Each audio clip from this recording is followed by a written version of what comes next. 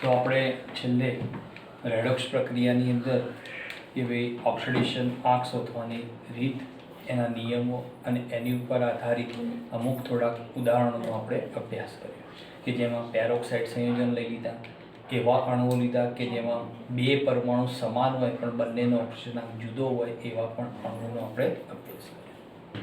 હવે આજે આપણે વાત કરવાની કે ભાઈ રેડોક્સ પ્રક્રિયાઓ છે એ આમ તો અલગ અલગ 3 પ્રકારોમાં વહેંચાયેલી હોય છે। અલગ અલગ જે 3 પ્રકારો જે વહેંચાયેલી છે કે જેની અંદર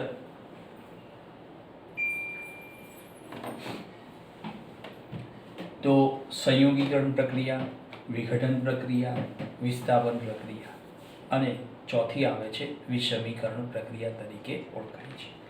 પણ આપણે પ્રક્રિયાઓના પ્રકારો કરતાં બહુ મહત્વનું છે કે જે રેડોક્સ પ્રક્રિયા, તો એ પ્રક્રિયા સમીકરણ આપેલું હોય અને એ રેડોક્સ પ્રક્રિયા છે કે નહીં પહેલાં એ આપણે નક્કી કરવું પડે।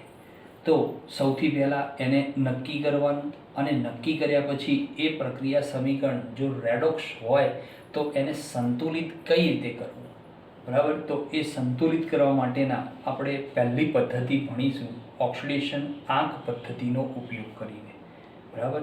અને પછી બીજી પદ્ધતિ કે જેમાં ઓક્સિડેશન આંક પદ્ધતિ વાપરીશું અને ઇલેક્ટ્રોન વિનિમય પદ્ધતિનો પણ આપણે ઉપયોગ કરીશું।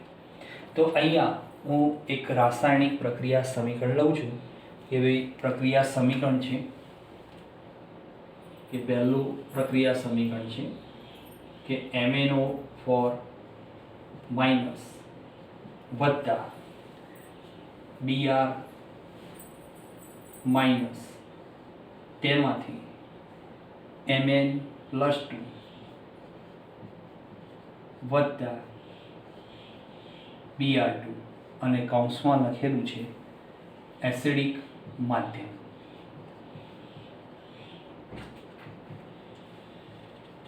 બરાબર। હવે આ રાસાયણિક પ્રક્રિયાની અંદર તો સૌથી પહેલાં તો આપણે શું કામ કરીશું કે ભાઈ આ પ્રક્રિયા સમીકરણ રેડોક્સ છે કે નહીં તો એને આપણે નક્કી કરવાનું છે। તો નક્કી કરવા માટે સૌથી પહેલું સ્ટેપ શું કરવાનું કે ભાઈ એ પ્રક્રિયા સમીકરણમાં દરેક પરમાણુના ઓક્સિડેશન આંક શોધી નાખવાના કે ભાઈ શું કરીશું કે ભાઈ સમીકરણમાં દરેક પરમાણુનો ઓક્સિડેશન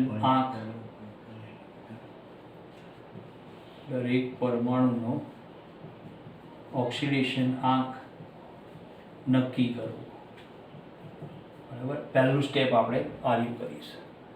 તો પરમાણુનો ઓક્સિડેશન આંક નક્કી કરવા માટે સૌથી પહેલાં ઉપરનું સમીકરણ નીચે તરફ લઈ લઈશું। તો સમીકરણ મૂકીએ MnO4 માઇનસ વત્તા Br2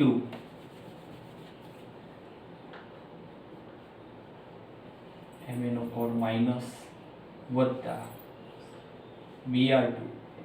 Br માઇનસ તેમાંથી Mn+2 વત્તા Br2। તો હવે પહેલું સ્ટેપ કે દરેક પરમાણુનો ઓક્સિડેશન આંક નક્કી કરવો છે।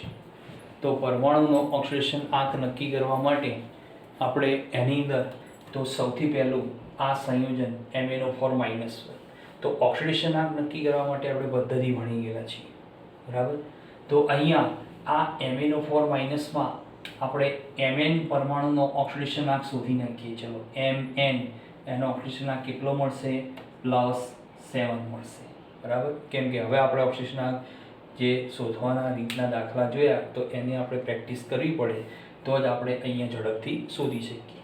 તો ઓક્સિજન કેટલા? 4, એક ઓક્સિજનનો કેટલો હોય તો -2, બરાબર। તો ઓક્સિજન પરમાણુનો ઓક્સિડેશન આંક તો એ તો સાદા સંયોજનોમાં કેટલો હોય છે? -2 હોય છે।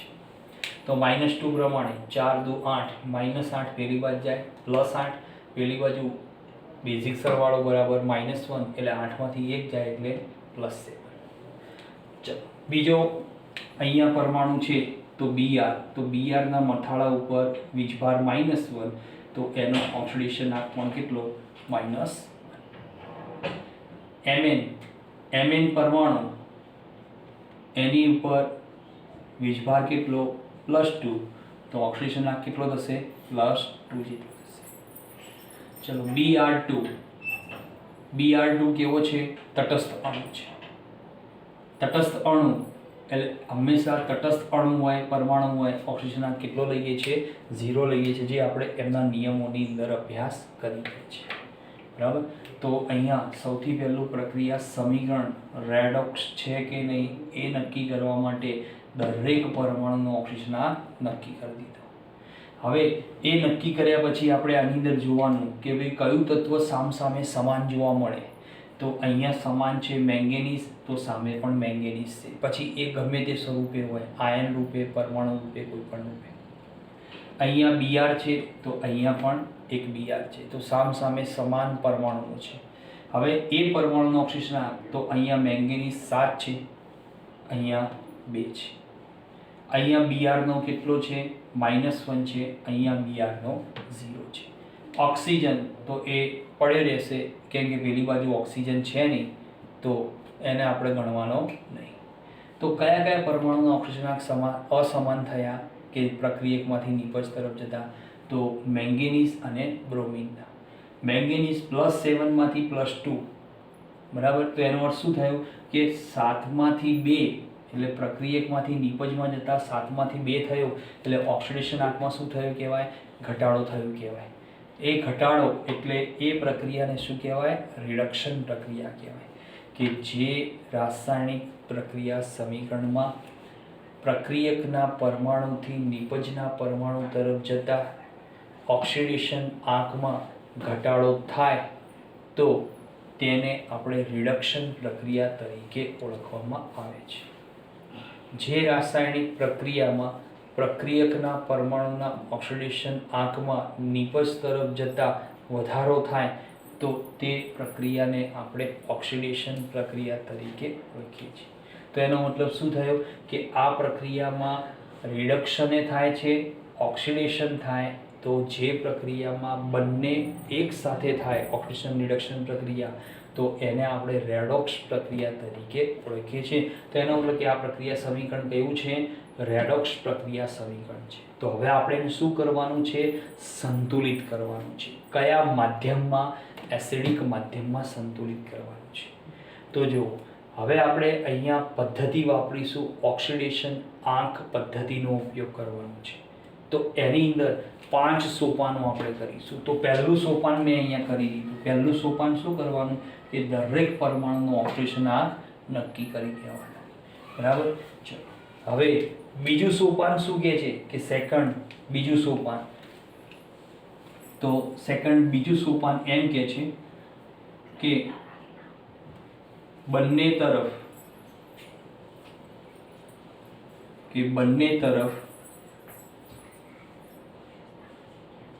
જે પરમાણુઓના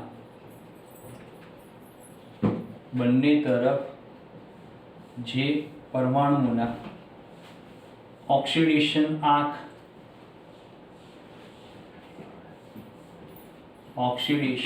આંક અસમાન હોય તો તેના પરમાણુઓને સંતુલિત કરીને તેમનો એટલે કે તે પરમાણુઓનો એટલે કે તેમનો નવો કુલ ઓક્સિડેશન આંક દર્શાવો. કુલ ઓક્સિડેશન આંક દર્શાવો. બરાબર. તો અહીંયા બંને બાજુ જે પરમાણુના ઓક્સિડેશન આંક અસમાન છે, તો એવા પરમાણુઓને શું કરવાના? સંતુલિત કરવાના. અને સંતુલિત કરીને શું કરવાના? એ દરેક પરમાણુ એટલે કે એમનો નવો કુલ ઓક્સિડેશન આંક ફરીથી દર્શાવવાનો. તો હવે શું કરવાનું? તો યાદ રાખો, પહેલા સોપાનમાં જે સમીકરણ છે એ બીજા સોપાનમાં લઈ જઈશું. બીજા સોપાનમાં જે સમીકરણ મળે એને ત્રીજા સોપાનમાં લઈ જવાનું. આ રીતે સ્ટેપ બાય સ્ટેપ જવાનું. તો હવે આપણે આ સંતુલિત કરવા માટે 5 સોપાનો છે. પહેલું સોપાન પૂરું કર્યું, બીજું સોપાન આપણે પૂરું કર્યું. હવે એની અંદર સમીકરણ, તો સમીકરણ મૂકી દઈએ કે ભાઈ MA/4 માઇનસ વત્તા BR માઇનસ તેમાંથી MN+2 વત્તા BR2. હવે આપણે શરૂઆતમાં એનો જે ઓક્સિડેશન આંક હતો, તો જે પરમાણુનો અસમાન છે એ જ પરમાણુના ઓક્સિડેશન આંક આપણે અહીંયા દર્શાવવાના. તો +7 +2. અહીંયા BRનો કેટલો છે? -1 અને અહીંયા BRનો કેટલો છે? 0 છે. ઓકે. હવે તો જે પરમાણુનો ઓક્સિડેશન આંક અસમાન, તો આ સમાન થયા. એમના પરમાણુને શું કરો? સંતુલિત કરવાના. ચલો, અહીંયા મેંગેનીઝની સંખ્યા કેટલી છે અણુમાં? 1. તો અહીંયા પણ 1 એટલે સંતુલિત છે. બરાબર. તો એના ઓક્સિડેશન આંક જે હતો એને આપણે 1 વડે ગુણી દઈએ. તો અહીંયા એના ઓક્સિડેશન આંકને 1 વડે ગુણવામાં આવે તો અહીંયા કેટલો થશે? +7. અહીંયા પણ 1 વડે ગુણો એટલે કેટલો થાય? +2 થાય. ક્લિયર? ચલો, હવે અહીંયા BRના કેટલા છે? 1 પરમાણુ. અહીંયા BRના 2 પરમાણુ. તો અહીંયા આપણે 2 વડે ગુણો એટલે સંતુલિત થયા. તો જેટલા વડે ગુણ્યા એટલા જ વડે એના ઓક્સિડેશન આંકને ગુણવાનો એટલે કેટલો થશે? -2. તો આ પણ આને 2 વડે ગુણી દેવાનો તો કેટલો થશે? 0 નો 0. તો શું કર્યું? દરેક પરમાણુનો આપણે શું શોધી દીધો?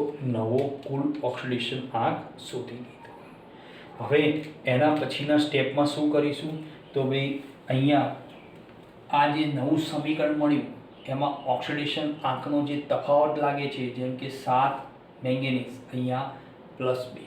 તો 7માંથી 2 એટલે તફાવત થયો, -2 માંથી 0 એટલે તફાવત થયો. તો એના આધારે શું નક્કી કરીશું? ઓક્સિડેશન અને રિડક્શન અર્ધ પ્રક્રિયાઓ નક્કી કરવાની. એના પછીનું ત્રીજું સોપાન કે ભાઈ ઓક્સિડેશન આંકના, ત્રીજું સોપાન શું કહે છે? કે ઓક્સિડેશન આંકના તફાવતને આધારે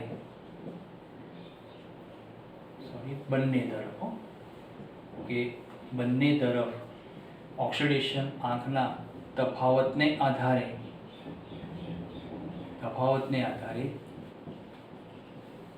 ઓક્સિડેશન અને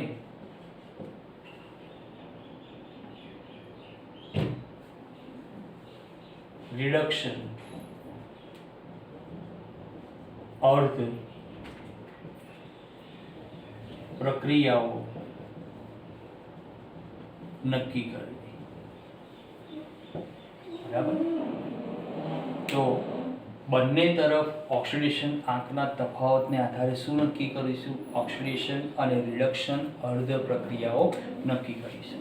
તો એ નક્કી કરવા માટે હવે બીજા સોપાનમાં જે સમીકરણ મળ્યું એને ત્રીજા સોપાનમાં લઈ જવાનું. ચલો, ત્રીજા સોપાનમાં લઈ જઈએ તો MnO4 માઇનસ વત્તા, હવે આ સંતુલિત સમીકરણ ઉતારવાનું છે, 2Br માઇનસ તેમાંથી Mn+2 અને વત્તા BR. હવે શું કરીશું? દરેકનો નવો ઓક્સિડેશન આંક દર્શાવીશું. તો મેં જો જૂનો ઓક્સિડેશન આંક ગ્રીન કલરથી હતો, નવો ઓક્સિડેશન આંક રેડ કલરથી લીધો છે. તો અહીંયા આપણે દર્શાવીએ તો મેંગેનીઝ કેટલો છે? +7. અહીંયા મેંગેનીઝ કેટલો છે? +2. ચલો, અહીંયા બ્રોમિન કેટલો છે? -2. અને અહીંયા બ્રોમિન કેટલો છે? 0 છે. બરાબર. હવે અહીંયા આપણે શું નક્કી કરીએ? 2 અર્ધ પ્રક્રિયાઓ. તો જુઓ, મેંગેનીઝ અહીંયા +7 માંથી અહીંયા જશે +2. બરાબર. તો +7 માંથી +2 અને અહીંયા -2 માંથી 0. બરાબર. તો હવે અહીંયા શું જોવા મળે છે કે ભાઈ 7 માંથી 2 એટલે શું થયો? 5નો કે ઓક્સિડેશન આંકમાં આંકમાં 5નો ઘટાડો 5નો ઘટાડો થયો એટલે આ અર્ધ પ્રક્રિયા શું કહેવાય? રિડક્શન અર્ધ પ્રક્રિયા થઈ. ચલો અહીંયા Br-2 છે, અહીંયા 0, તો એનો અર્થ એમ થયો કે ભાઈ ઓક્સિડેશન આંકમાં શું થશે? 2નો વધારો થયો. તો આ અર્ધ પ્રક્રિયા કઈ થશે? ઓક્સિડેશન અર્ધ પ્રક્રિયા. કેમ કે -2 થી 0 જાઓ એટલે 2નો શું થયો? વધારો થયો કહેવાય. અને 7માંથી 2 જાઓ એટલે 5નો ઘટાડો. તો રિડક્શન અને ઓક્સિડેશન બે અર્ધ પ્રક્રિયાઓ થઈ ગઈ. હવે ત્રીજા સોપાનમાં આપણે કામ પૂરું કર્યું. હવે ચોથા સોપાનમાં જવાનું. કે ચોથું સોપાન શું કહે છે?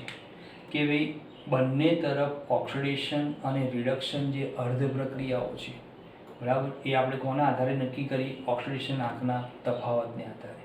તો આપણે શું કરીશું કે ઓક્સિડેશન આંકનો જે તફાવત છે એને સંતુલિત કરવા માટે યોગ્ય સહગુણકનો ઉપયોગ કરી અને બંને અર્ધ પ્રક્રિયાઓ સંતુલિત કરવાની. બરાબર. તો અહીંયા આપણે લખીએ કે ભાઈ ઓક્સિડેશન આંકના તફાવતને યોગ્ય સહગુણક વડે ગુણવા. જેમાં ચલો અહીંયા ઓક્સિડેશન આંકનો ઘટાડો 5, વધારો 2. તો શું કરીશું કે જેમાં ઓક્સિડેશન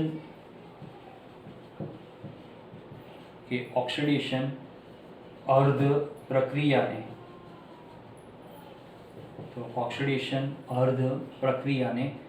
5 વડે ગુણવા અને રિડક્શન અર્ધ પ્રક્રિયાને 2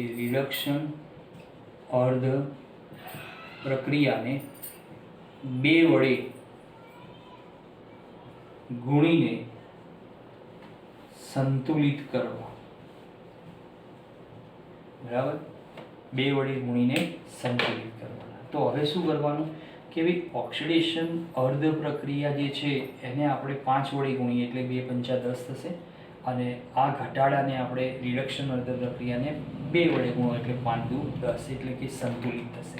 કોણ સંતુલિત થશે? ઓક્સિડેશન આંક સંતુલિત થઈ જાય છે. તો એની માટે આપણે આ ઉપરનું સમીકરણ ફરીથી નીચે ઉતારીશું. તો સમીકરણ થશે MnO4 માઇનસ વત્તા 2Br તેમાંથી Mn+2 વત્તા Br. હવે એનો એ જ ઓક્સિડેશન આંક દર્શાવી દઈએ. તો +7 -2 +2 અને 0. હવે એની અંદર તો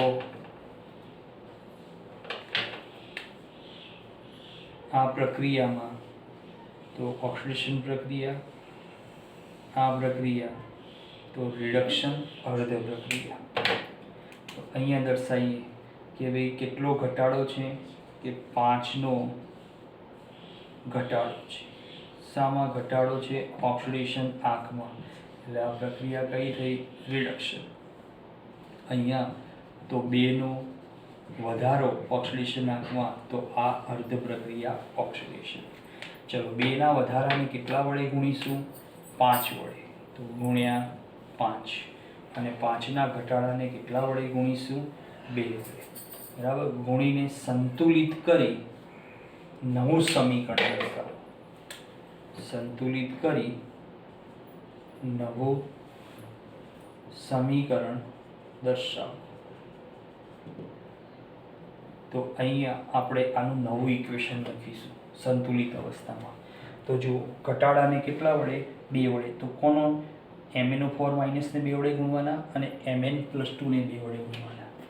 તો અહીંયા ટ્વાઇસ MnO4 માઇનસ તેમાંથી ટ્વાઇસ mn પ્લસ 2. ચલો વધારાને કેટલા વડે? 5 વડે. તો 2br માઇનસ 2 ગુણાયેલો છે, બીજો 5 ગુણાય એટલે શું થશે? 10 થશે. તો 10br માઇનસ વત્તા 5br. મળી ગયું નવું આખું સમીકરણ.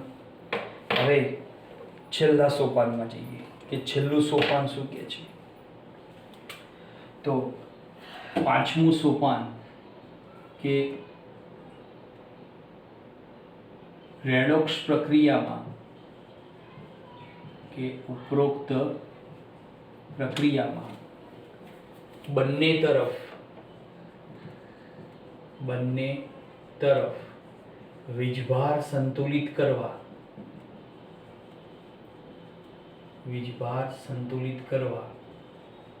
માધ્યમ તરીકે, અહીંયા આપણને રકમમાં આપેલું જ હોય કે રકમમાં કયું માધ્યમ કીધું છે?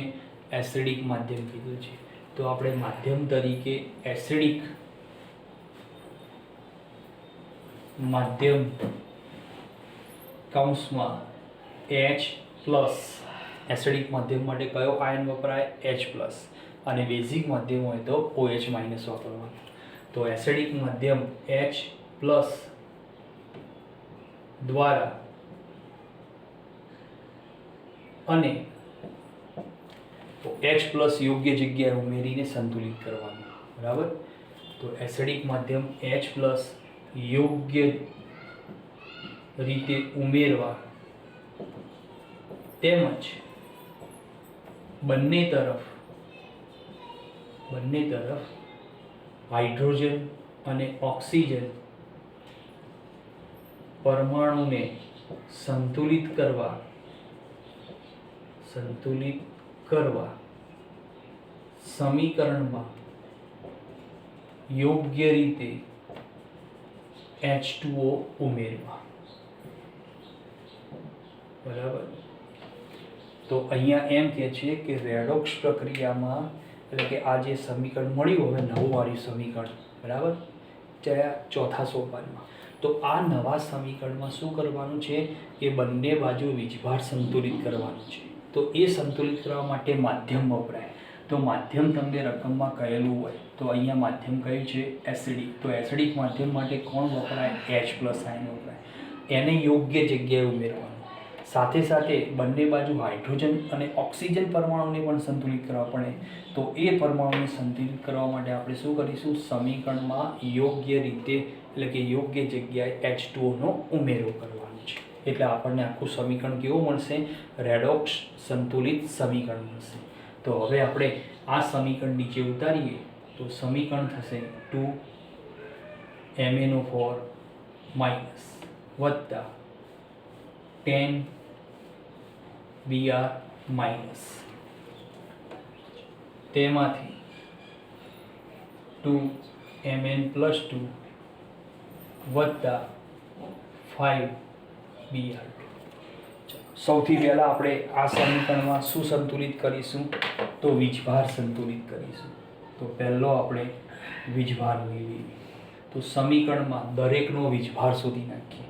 ચલો, દરેકનો વીજભાર અહીંયા MnO4 માઇનસ, એનો વીજભાર કેટલો છે? -1. પણ આગળ સહગુણક કેટલો છે? 2 વડે ગુણાયો છે એટલે વીજભાર ટોટલ કેટલો થશે? આનો -2 થશે. ચલો, આનો વીજભાર કેટલો છે? Br નો -1 છે. આગળ સહગુણક 10 ગુણાયો એટલે ટોટલ વીજભાર આ પ્રક્રિયકનો -10. હવે પ્રક્રિયકમાં 2 જ હતા. તો હવે પ્રક્રિયકોનો કુલ વીજભાર કેટલો થશે? તો આ બંનેનો સરવાળો કરવાનો. -10 વત્તા -2 તો -12. ચલો, આ બાજુ ટોટલ વીજભાર કેટલો થયો? -12 થયો. હવે પેલી બાજુ નિપજોમાં વીજભારની વાત કરીએ તો નિપજોમાં Mn નો કેટલો વીજભાર છે? +2. સહગુણક કેટલો? 2. તો અહીંયા વીજભાર કેટલો થશે? +4. હવે Br2 એનો વીજભાર 0 છે. આગળ સહગુણક 5 વડે ગુણો એટલે એનો વીજભાર કેટલો થશે? 0 થશે. તો નિપજોનો 2 નિપજો એમનો કુલ વીજભાર કેટલો થશે +4 વત્તા 0 એટલે ટોટલ વીજભાર +4. હવે H પ્લસ ઉમેરવાનો છે એ આપણે આપણી રીતે નક્કી કરવાનું કે કઈ જગ્યાએ ઉમેરવાનો. જો હવે પ્રક્રિયકોનો કુલ વીજભાર -12 છે, નિપજોનો +4 છે. જો તમે H પ્લસ નિપજોમાં ઉમેરો તો ધન વીજભાર વધતો જાય, સરખો થાય નહીં, બે બાજુ બેલેન્સ કરવાનો છે એટલે. તો આપણે શું કરીશું, પ્રક્રિયકોમાં એને H પ્લસને ઉમેરીશું. તો અહીંયા પ્રક્રિયકમાં H પ્લસ મૂકીએ, પ્રક્રિયકોમાં H પ્લસ. ચલો H પ્લસ મૂકીએ. એક H પ્લસનો વીજભાર કેટલો કહેવાય તો +1 વીજભાર, રાઈટ. હવે મારે -12 છે, અહીંયા +4 છે, તો એનો અર્થ એમ થયો કે આ +4 ના 4 રાખું, અહીંયા મારે કેટલા કરવા પડશે +4. તો એ +4 કરવા માટે હું શું કરું, H પ્લસ કેટલા ઉમેરી દઉં, 16 H પ્લસ ઉમેરી દઉં. કેટલા 16 H પ્લસ ઉમેરે એટલે કે એક H પ્લસનો વીજભાર કેટલો તો +1, તો 16 લેખે એનો કુલ વીજભાર કેટલો થશે +16. તો -12 અને +16 એટલે વીજભાર ટોટલ કેટલો થઈ ગયો +4 થઈ ગયો. તો બંને બાજુ +4 ચલો વીજભાર સંતુલિત થઈ ગયો.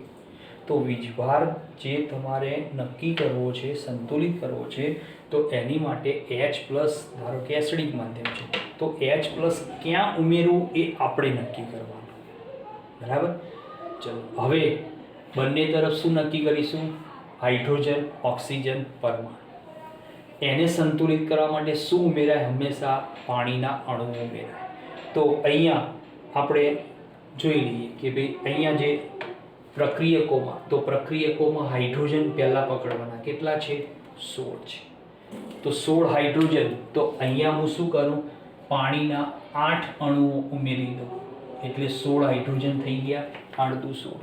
હવે ઓક્સિજન જુઓ 16 થઈ, અને ઓક્સિજન અહીંયા 8 અને અહીંયા પણ 2 × 8. તો ઓક્સિજન હાઇડ્રોજન પરમાણુ શું થઈ ગયા, સંતુલિત થઈ ગયા. તો હવે એના આધારે આપણે શું કહી શકીએ કે ભાઈ આ રેડોક્સ જે સંતુલિત સમીકરણ, કે રેડોક્સ પ્રક્રિયા સંતુલિત સમીકરણ. ચલો પ્રક્રિયાનું સંતુલિત સમીકરણ શું થશે, તો જવાબ છે 2MnO4 -10 Br- વત્તા 16 H પ્લસ, તેમાંથી 2Mn+2 વત્તા 5 Dr2 અને વત્તા 8 H2O. તો આ આપણો છેલ્લો જવાબ કે આપેલ પ્રક્રિયા સમીકરણ રેડોક્સ છે એવું નક્કી કર્યું, અને એને આ 5 સોપાનોને આધારે આપણે એને શું કર્યું, સંતુલિત અવસ્થામાં ફેરવવામાં આવે છે. તો અહીંયા આપણે જે પદ્ધતિ વાપરીએ છીએ, કઈ પદ્ધતિ છે, ઓક્સિડેશન આંક પદ્ધતિ, કે જેમાં પહેલા સ્ટેપમાં શું કરવાનું કે સમીકરણમાંના દરેક પરમાણુનો ઓક્સિડેશન આંક નક્કી કરવાનો. પછી જે પરમાણુના ઓક્સિડેશન આંકમાં અસમાન જોવા મળે, તફાવત જોવા મળે બંને બાજુ, તો એવા પરમાણુને સંતુલિત કરી નવો કુલ ઓક્સિડેશન આંક દર્શાવવો. એ સમીકરણ નીચે લઈ જવાનું. પછી એમાં શું કરવાના, ઓક્સિડેશન આંકના તફાવતને આધારે ઓક્સિડેશન રિડક્શન અર્ધ પ્રક્રિયાઓ નક્કી કરવાની. બંને પ્રક્રિયાઓ નક્કી થઈ જાય એ અર્ધ પ્રક્રિયાઓને યોગ્ય સહગુણક વડે ગુણીને સંતુલિત કરી નવું સમીકરણ દર્શાવવાનું. તો બે ઘટાડો વધારો જે હોય એને યોગ્ય સહગુણક વડે ગુણો એટલે એ પ્રક્રિયકને નિપજના જે અણુઓ છે એને ગુણી નાખવાના. પછી છેલ્લા સ્ટેપમાં બંને બાજુ વીજભાર સંતુલિત કરવા માટે માધ્યમ, તો માધ્યમ તમને જે પણ કહ્યું હોય, એસિડિક કહે તો H+, બેઝિક કહે તો OH-, અને હાઇડ્રોજન ઓક્સિજન સંતુલિત કરવા માટે હંમેશા H2O એ પણ આપણી મેતે જ ઉમેરવાના. એટલે માધ્યમ અને પાણીના અણુઓ એ આપણે નક્કી કરવાનું કે કયા તરફ ઉમેરવા, પ્રક્રિયકો બાજુ કે નિપજો બાજુ, એ આપણી મેતે નક્કી કરવાનું હોય છે. અને લાસ્ટમાં આપણને કેવું મળશે, રેડોક્સ સંતુલિત પ્રક્રિયા સમીકરણ એ આપણો ફાઇનલ જવાબ મળે છે, બરાબર. તો હવે એક સમીકરણ એક્સ્ટ્રા કે જે તમને સોલ્વ કરવા આપું છું, આવું ને આવું એક બીજું સમીકરણ તમારે હોમવર્કની અંદર આ સોલ્વ કરવાનું છે. આ જ પદ્ધતિનો ઉપયોગ કરી એકદમ સહેલું સમીકરણ છે, ખાલી થોડોક ફેરફાર કરું છું. Mn/- માઇનસ વત્તા i માઇનસ તેમાંથી Mn+2 વત્તા i2 અને માધ્યમ તમારે વાપરવાનું છે એસિડિક માધ્યમનો ઉપયોગ કરવાનો છે. આનું આ જ સમીકરણ છે આર્યુ સેકન્ડ. એમાં મેં ખાલી બીઆરની જગ્યાએ આઈ કરી દીધો છે, બાકી બધું બેઠું એનું એ જ આવશે. બરાબર. તો હવે આપણે બીજા પિરિયડની અંદર એક બીજું સમીકરણ લઈ અને સોલ્વ કરીશું અને એની ઉપર આધારિત એક બીજું ઇક્વેશન હોમવર્કમાં.